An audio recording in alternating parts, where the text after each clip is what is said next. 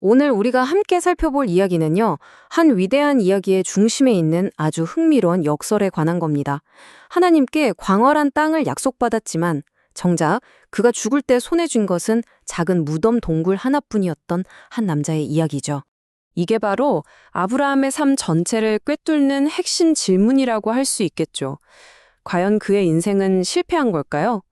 그런데 그 답을 따라가다 보면요, 우리가 생각하는 유산이라는 개념이 얼마나 다른 차원일 수 있는지, 부동산보다 훨씬 더 위대한 유산이 무엇인지 발견하게 될 겁니다.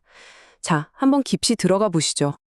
아브라함이 남긴 진짜 유산을 이해하려면요, 먼저 성경이 그의 죽음을 어떻게 설명하는지부터 살펴봐야 합니다.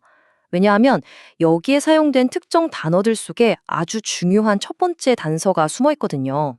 보세요. 그냥 죽었다 한마디로 끝나는 게 아니에요. 성경은 무려 3가지 다른 동사를 써서 그의 죽음을 입체적으로 설명합니다. 이건 단순한 생명의 끝, 그 이상의 의미가 있다는 강력한 신호죠. 자, 여기서 정말 흥미로운 단어가 바로 이 아사프입니다. 이 단어는 사람이 죽어서 그냥 흙으로 돌아간다는 자연적인 운명과는 아주 뚜렷하게 대조되는 개념이에요. 죽음 이후에 믿음의 공동체, 그러니까 자기 백성에게로 합류한다는 그런 언약적인 의미를 담고 있는 거죠. 위대한 신학자 존 칼빈 같은 인물들도 바로 이 지점을 주목했습니다. 그는 이 표현이 그냥 죽는다는 걸 넘어서 내세, 즉 부활 생명으로 나아간다는 분명한 약속이라고 해석했어요. 처음부터 하나님과 아브라함의 언약 안에는 이 무덤 너머의 소망이 포함되어 있었다는 겁니다. 그러니까 핵심은 이겁니다. 아브라함 개인은 약속이 완전히 이루어지는 걸 보지 못하고 눈을 감았지만 이야기는 그걸로 끝이 아니었다는 거죠. 약속 그 자체는 죽지 않고 세대를 넘어서 계속해서 살아 움직였습니다. 아브라함의 죽음은 마침표가 아니었어요. 오히려 하나님의 그 거대한 계획, 그 신실하심을 보여주는 아주 긴 시간표 위에 찍힌 하나의 점에 불과했던 셈입니다. 그리고 실제로 수백 년이 흘러요. 모세가 이스라엘 백성을 이집트에서 이끌어낼 때 하나님께서 뭐라고 말씀하시냐면 이 위대한 구원의 이유가 바로 내가 아브라함에게 한 약속을 기억하기 때문이라고 명확하게 말씀하십니다. 그리고 마침내 여호수아 시대에 와서 이 구절이 선포됩니다. 아브라함이 죽은 지 수세기가 지났지만 하나님이 하신 약속은 단 하나도 빠짐없이 전부 다 이루어졌다는 거죠. 하나님의 약속은 결코 폐기된 적이 없었다는 걸 증명하는 겁니다. 자, 이 지점에서 우리는 다시 처음의 질문으로 돌아오게 됩니다. 그 작은 땅, 막벨라굴 말이에요. 만약 그것이 약속된 유산의 전부가 아니었다면 도대체 이 동굴의 의미는 뭘까요? 그는 아내 사라를 묻기 위해 이 무덤을 샀습니다. 그리고 이 막벨라 굴은요, 그가 무엇을 가졌는가를 보여주는 상징이 아니라 그가 무엇을 믿었는가를 보여주는 아주 강력한 상징이 된 거죠. 이건 우리가 어떤 유산을 남길 것인가 하는 근본적인 선택의 문제를 보여줍니다.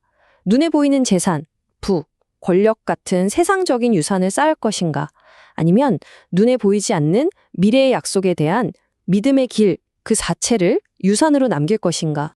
성경의 히브리서가 바로 이 점을 정확하게 짚어줍니다. 아브라함은 이 땅에서 자신을 외국인이자 나그네라고 생각했다는 거예요. 왜?